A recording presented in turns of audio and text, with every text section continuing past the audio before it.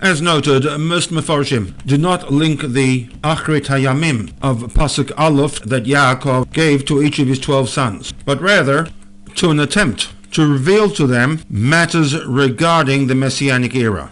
For example, the Ramban, in his commentary, goes straight to the point. Hem YEMOT HaMASHIACH. His rationale is Kiladivri Hakol. Achrit Hayamim YEMOT HaMashiach Hem. Because the term Achrit Hayamim, according to everybody, is code for YEMOT HaMashiach. Similarly, the Seporno, in commenting to the phrase Ba'achrit Hayamim, writes Naleket Hayamin, the end of days, Bevo Goel, when the Redeemer, the Mashiach, arrives to usher in the Messianic era.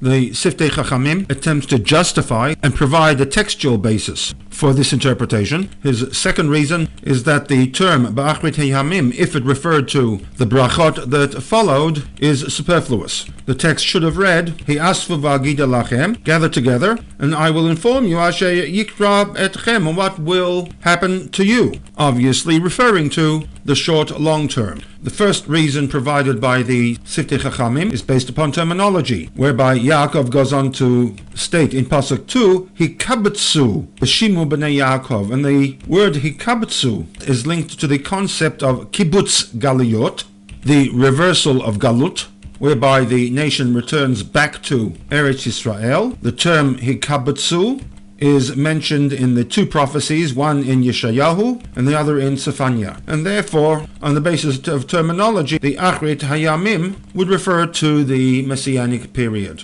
The Rebbe raises the possibility that the term Achrit Hayamim might be code for the Messianic era, and in the footnotes provides us with evidence from three sources. One, Devarim, the first of Moshe's three addresses to the nation in the last year of his life.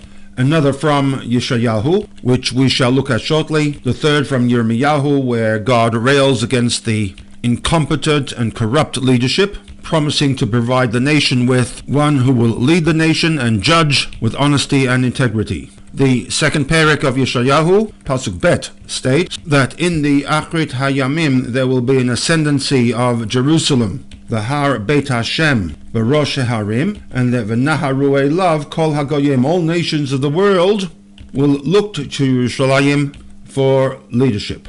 In this parak we have the famous messianic hope and promise that an individual will arrive, exercise judgment between the nations, and that V'kitetu Charbotam, they shall beat their swords li'itim into plowshares and their spears into pruning hooks. Furthermore, v'lo yisagoy al goy cherev, one nation will not lash out against another nation with weaponry. V'lo yilmudu od milchama, there no longer will be the need for them to study the protocols of warfare. The ultimate promise of a messianic age. And hence, the Achrit Hayamim referred to in Pasuk 2 could be deemed code for YEMOT HaMashiach. Similar links to the Messianic era, to the term Achrit Hayamim, can be found in Devarim and Yirmiyahu.